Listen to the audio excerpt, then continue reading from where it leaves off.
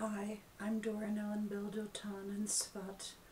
I'm still trying to get my camera adjusted. Imagine, if you will, a situation in which someone desperate for help, suffering the ravages of an extreme form of addiction, goes to a doctor and begs for help. Unfortunately, the doctor is equally, if not more, addicted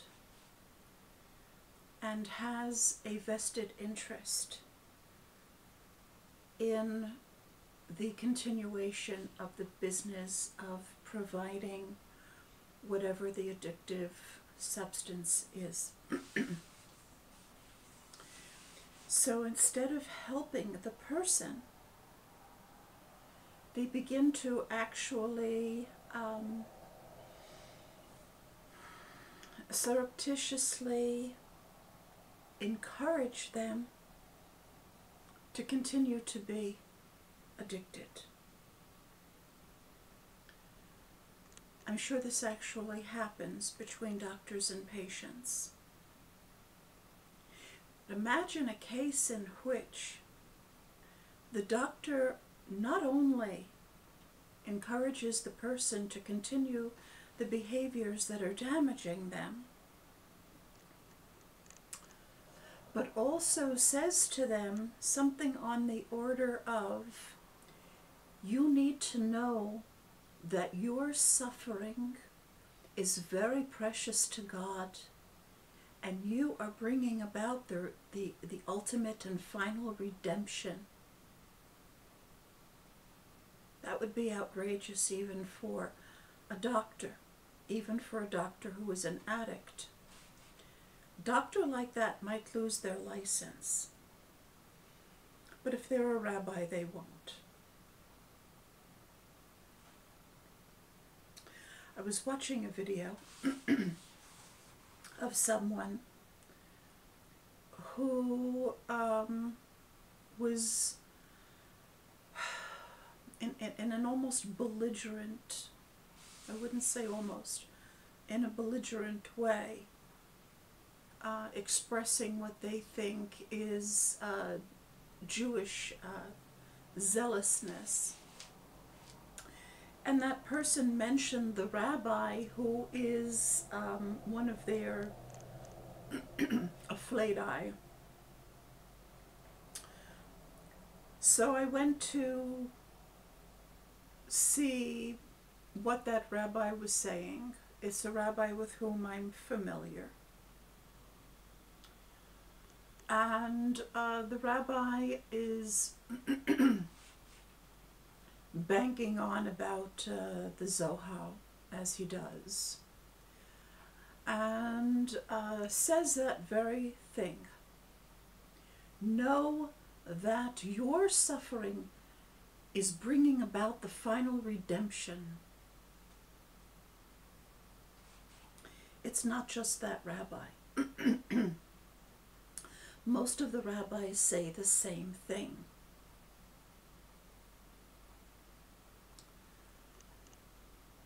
Instead of addressing the reason why the Jews suffer in their personal lives and in their collective lives, as they do, the rabbis actually encourage it because they are the business that is selling the product to which the Jews are addicted and which is causing them so many problems. The reason for Jewish suffering is either not learning Torah at all, and so having a completely undisciplined imagination, and having completely undisciplined impulses, and creating a world in which things just flow out of them as they will without any kind of stops at all.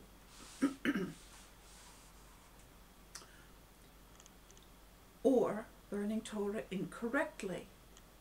And so the person's cognitive functions, including their imagination, is completely inculcated with incorrect Torah interpretation.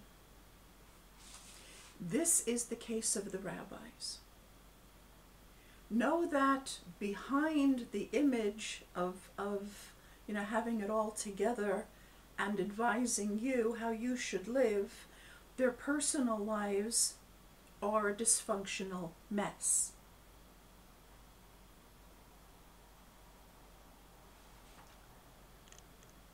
Of course, our collective lives are collectively messy, and that gets into the news, so the world can see very well what Israel is going through. When the Jews bring on a particularly awful situation of self-sabotage, like we did on October 7th, 23, when we vicariously created Gentiles who hate us and punished ourselves through them,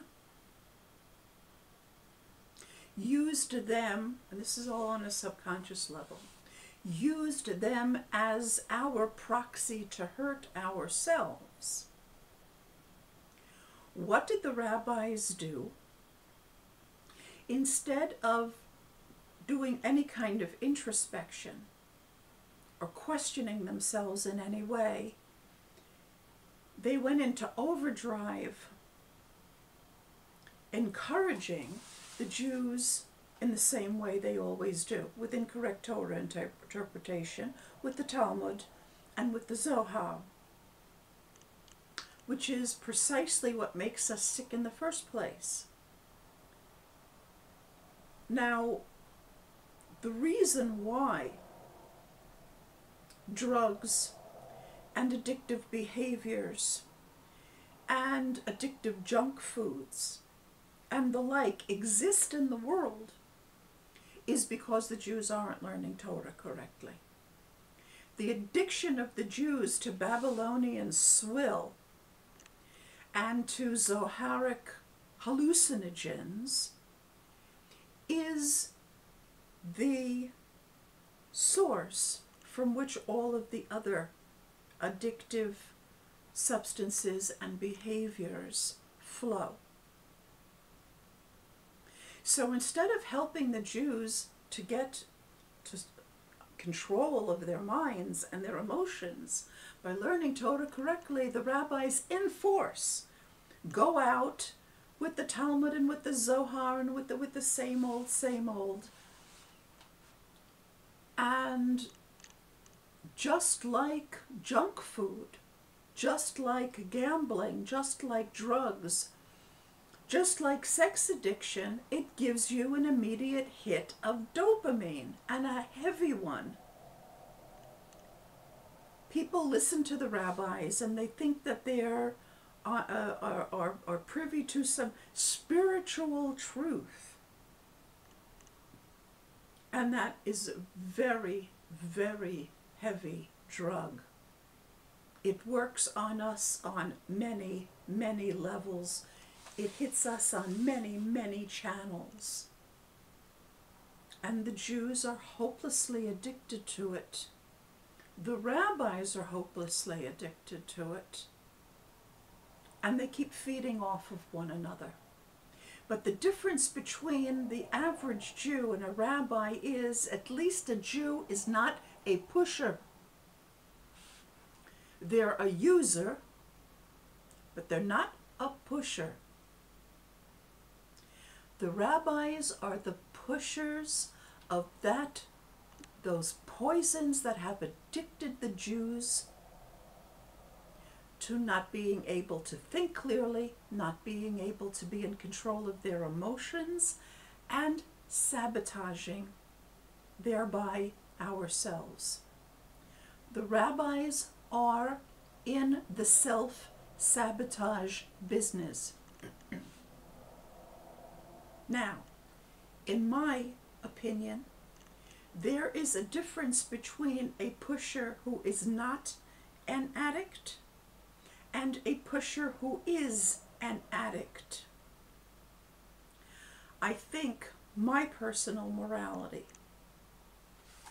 tells me that a pusher who themselves are not an addict is a far worse person than a pusher who is an addict. That essentially what they're doing is paying for their own addiction.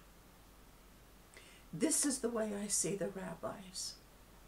The rabbis are also genuinely addicted to what they're pushing.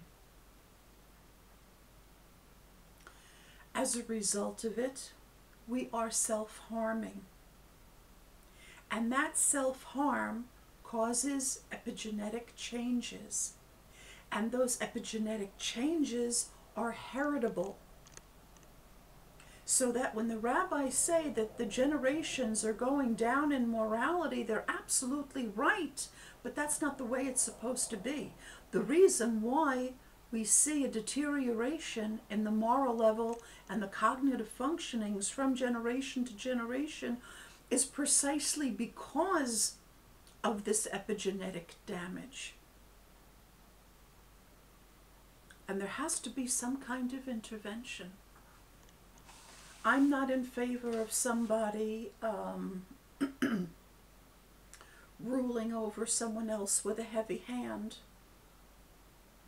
But if someone is harming themselves and others, and encouraging others to harm themselves because it helps them get their substance, their supply, then there has to be some kind of caring, gentle, but firm intervention. Somebody left a comment on the last video I made in English. I think it's a he, but it might be she, I don't know. Said, I've been watching your people for a long time and I've come to the conclusion that they're not capable of correcting themselves. They're not capable of introspection. I would have to sadly agree. The Jews now are so addicted to false Torah, which gives them the same kind of a charge, the same kind of a kick, that the drugs that mimic naturally occurring biochemical substances that are there to help us, but they're too strong, they're synthetic. When a person is so addicted, they really cannot help themselves. And if there's anyone who I think has the strength and the compassion and the knowledge and the resources to intervene wisely and well, I would have to say that it's President Trump. He knows the Jews. He is not an anti-Semite. He has a daughter who's Jewish, a son-in-law who is Jewish. He has grandchildren who are Jewish. He is biologically invested in our future. That does not happen in the life of someone who is a rabid anti-Semite. President Trump may have people around him who are anti-Semites. He is not. He is familiar with addiction, having had a brother who had a problem. He's a very sophisticated person who has had a lot of experience in life. And right now he is the strongest person in the world. He means well for Israel.